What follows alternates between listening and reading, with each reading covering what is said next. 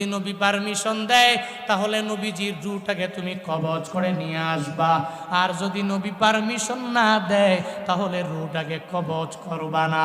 আল্লাহ পাক ওই নবীর রূহটাকে কবজ করার জন্য পারমিশন নিতে যখন তারে আদেশ দিয়া দিলেন, যা রে যা, ও মালাকুল মউত, আমার নবীর দরবারে তুই চলে যাও, চলে যাও।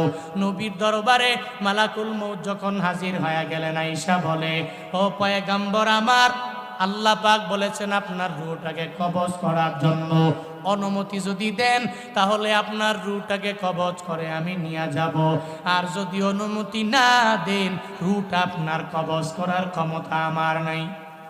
মদিনাওয়ালা নবীকে বললেন, নবী ডেকে বলে, ও আজরাইল, আমি তোরে পারমিশন দিব না।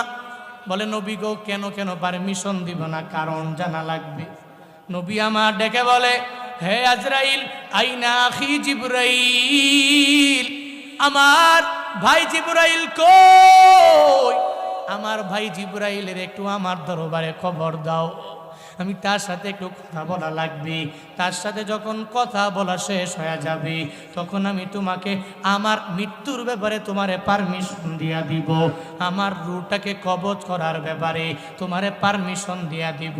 যখন নবী আমার জিবরাইলের সন্ধান যখন মালাকুল মউতের কাছ থেকে যাইল, তখন মালাকুল মউত আমার নবীরে জানায়া দেন, নবী গো, হযরতে জিবরাইল ফিস সামাইল উলা, প্রথম আসমানে আছে, নবী গো আপনি ডাকলে আমি তারে ডাইকা নিয়ে আসব।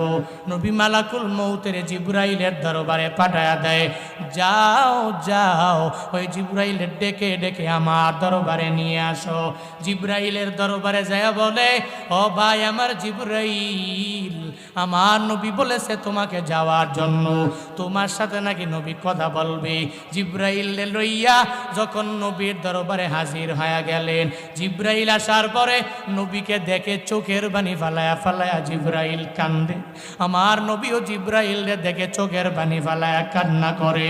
জিবরাইলের একদিক থেকে কান্না, আমার মদিনাওয়ালা নবীর আর একদিক থেকে কান্না শুরু হয়ে গেল। জিবরাইল ডেকে বলে, ও পয়গম্বর, আপনি কান্না করেন কেন? আল্লাহর দরবারে আপনি চলে যাবেন, আমার মাওলার বড় প্রিয় গো নবী। ও নবী গো, আল্লাহর মুলাকাতে যাবেন, কান্না করার কোনো মানে হয় না।